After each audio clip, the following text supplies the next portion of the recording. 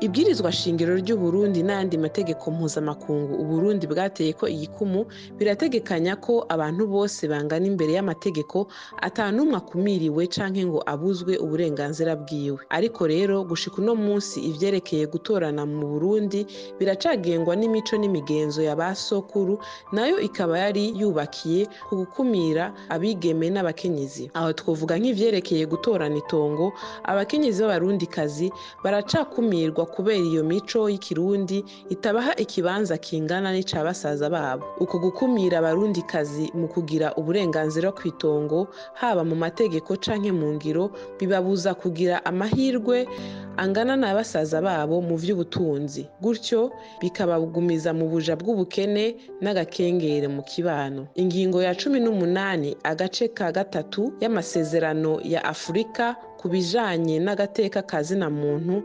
n'ak'abanyagihugu ategekanya ko leta itegerezwa gukuraho ivyo gukumirwa kw'abakenyezi hamwe no guhagararira iyubahirizwa ry'amategeko agenga abakenyezi n'abana.